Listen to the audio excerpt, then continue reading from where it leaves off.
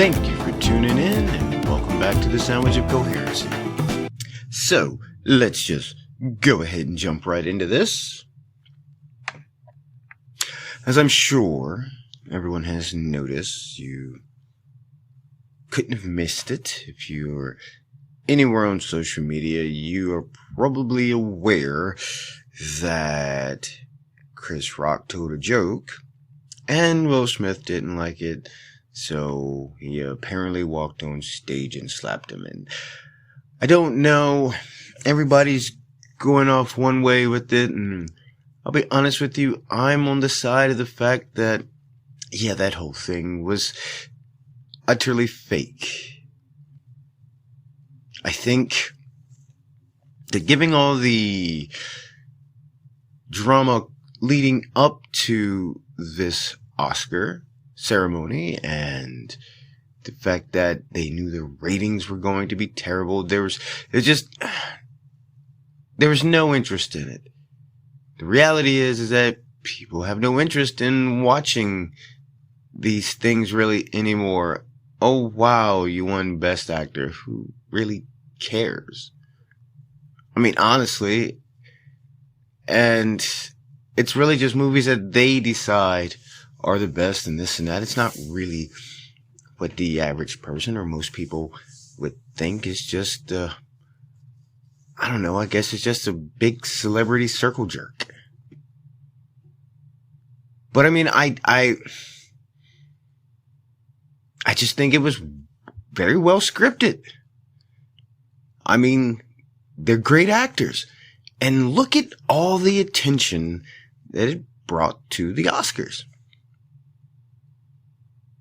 And Oscars that, without said situation, would not be in the news at all.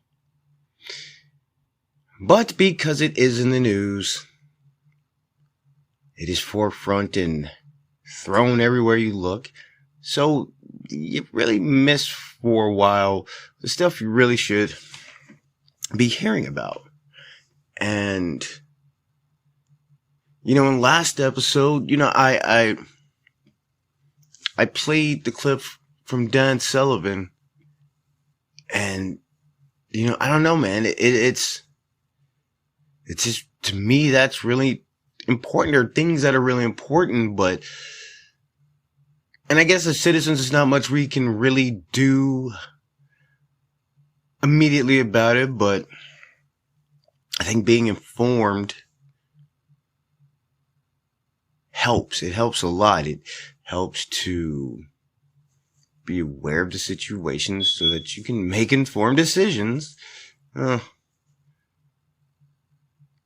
mean, knowing more about what the Democrat Party has done and has been up to since they've gotten into control is really making a difference. You know, people, even those on the left, are waking up to this. And you have more and more and more people that are Democrat that are decidedly going Republican. And it's not because, I mean, really the Republicans have sold them anything special, but because they become so disenfranchised with their own party that they don't even want to keep them in power. I mean, even their own constituents think they're failing. And so you have a situation happening, you know, and just to bring it back up, because I feel it's of major importance to things that are going on. I mean, you have the President of the United States begging dictator countries for oil. You have a president that, and people can say what they want about the Keystone Pipeline, but understanding the importance of Nord Stream, the Nord Stream 2 pipeline, and the dominant control it would have over fuel running into Europe, it's kind of ironic for the president to cancel the Keystone Pipeline in the U.S., but at the same time remove the sanctions for the Nord Stream 2. I mean, it just all makes no sense at all. The president wants you to think that he's tough on foreign enemies and whatnot, but look at the fiasco of the retreat from Afghanistan. It can't be called anything but a retreat. I mean, they made the U.S. look weak. If they couldn't handle evacuating Afghanistan, somewhere you were supposed to have been for over 20 years and supposedly had control of the area, if you couldn't even evacuate from there, how can you decidedly think that you are capable of leading people into conflict? Especially if you've proven you have no exit strategy. Well, I mean, there was an exit strategy, but the president, for some reason, wanted to just spearhead on through, and we see the results of that. But let's not forget the other parts. And this is what I wanted to bring up about Dan Sullivan speaking, because it's, again, I got off track with that, but we're going to hop right back in there. And I want to point this out. Bring back up the acting secretary of the Interior, Scott De La Vega, whom on the first day of the White House administration sent a memo that said they were to stop everything as far as oil and gas on federal lands within 60 days. What does that mean? New contracts, new drilling rights? What does that mean? What were they planning? What was the big deal? And let's not forget, I want to bring back up again, correct myself from last time. It wasn't 45,000, but canceling the Keystone Pipeline on the first day, essentially firing 42,000 Americans. Now, also, on March 19th, 2021, the Assistant Secretary of Lands and Minerals for the Department of the Interior sent a memo out. That still, to this day, stands that all applications to drill on federal lands have to be approved by her specifically. I mean,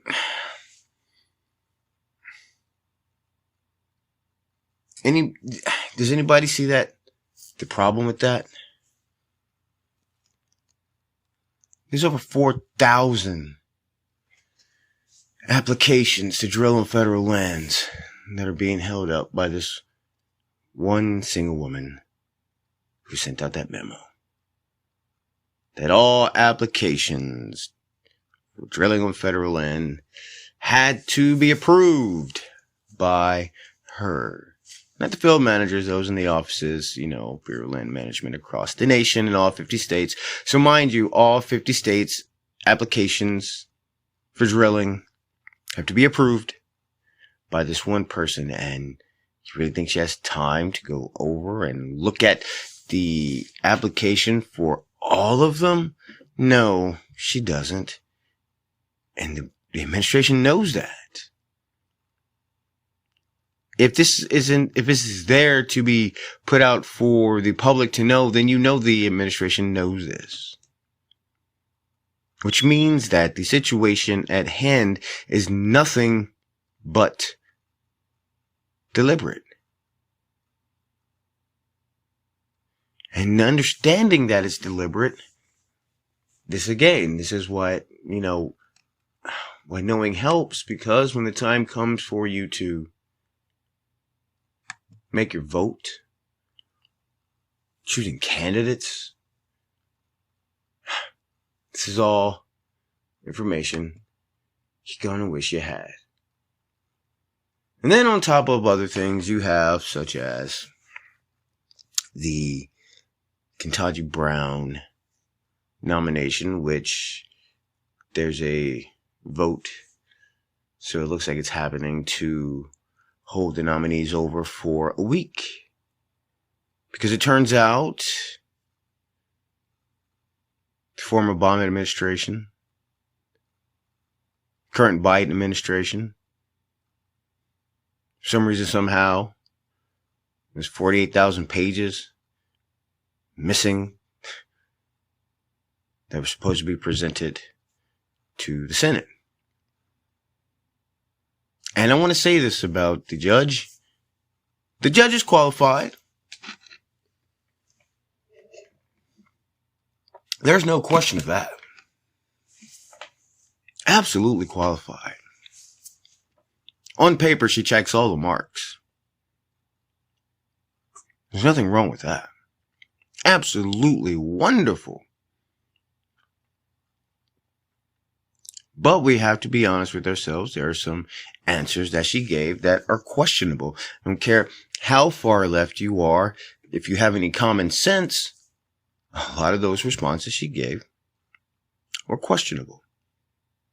People are saying that, no, we shouldn't look at her record. We shouldn't look at the decisions that she's made. I mean, come on. Look at her credentials. Look what she's done. It's an amazing record that she has on her CV. The education is amazing. Tons of experience. But the question is that experience a positive? You know, was that experience used in a good way? And here's the thing. It's become contentious because of actions put forth by the administration. I mean, it began with nominating her for her skin color and what's between her legs. This is not exaggeration. Biden said it. Not in such beautiful words as I just used, but he did say it. And then you got to think about the fact of, yes, there has been information withheld. We know that. That actually happens. It's not anything new. 48,000 pages is a lot. And again, the career is beautiful on paper.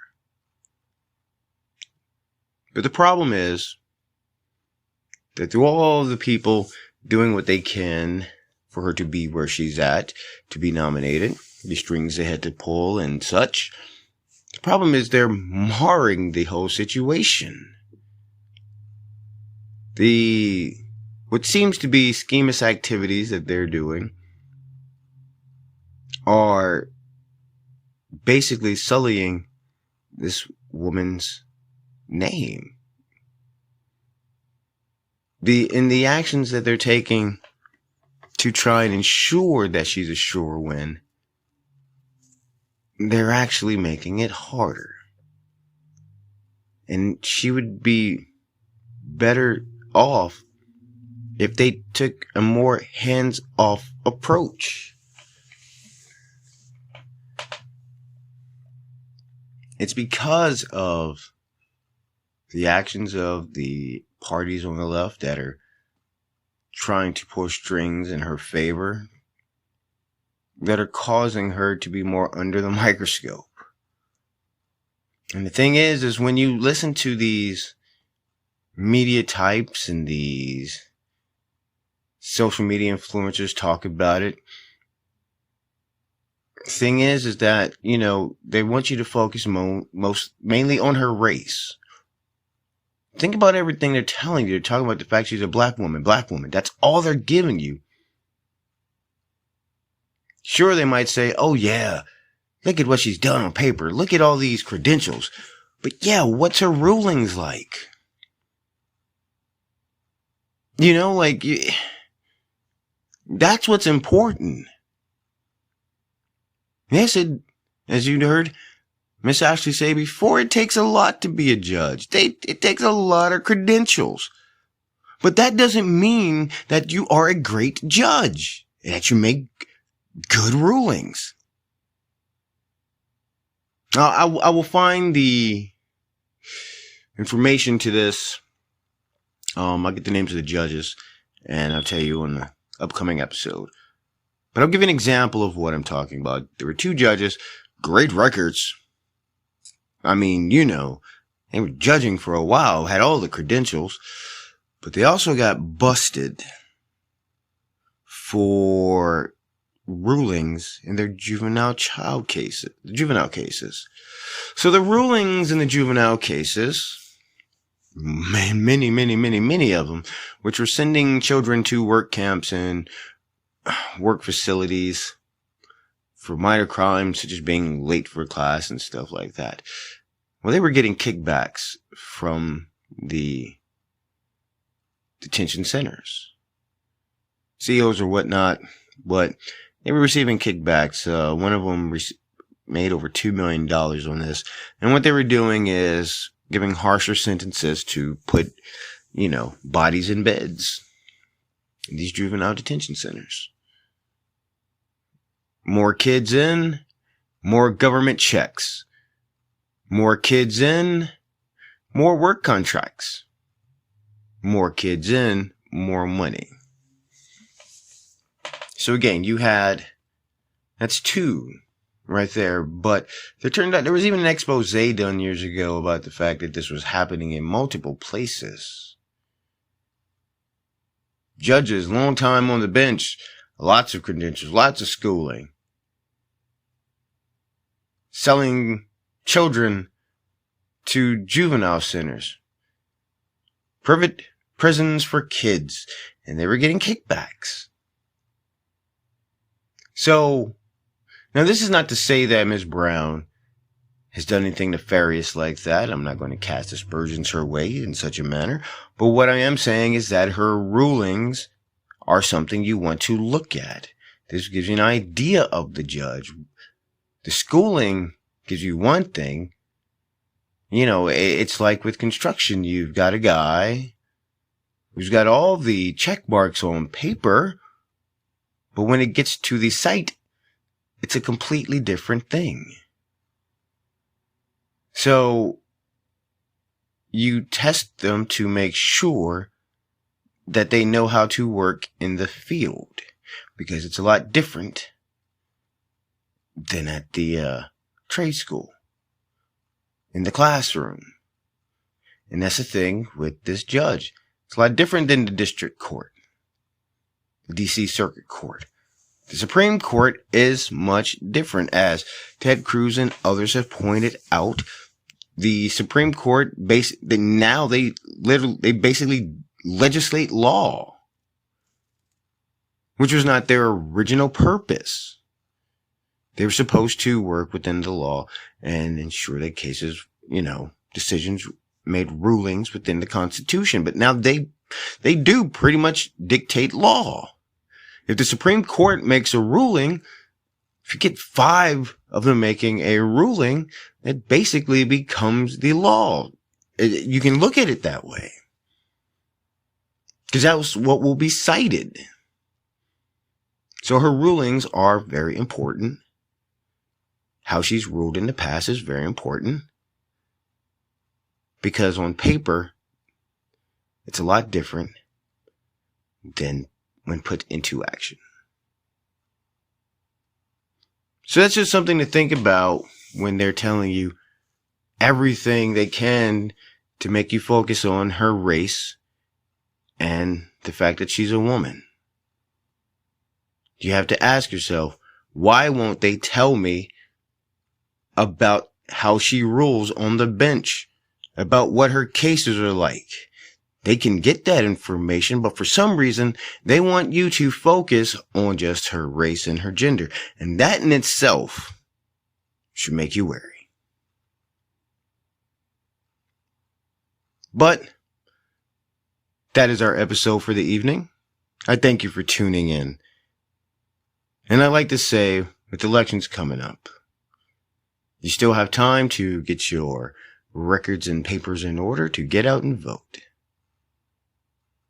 Get out there this November and let your voice be heard. But I thank you for tuning in and have a good night. We'll catch you next time.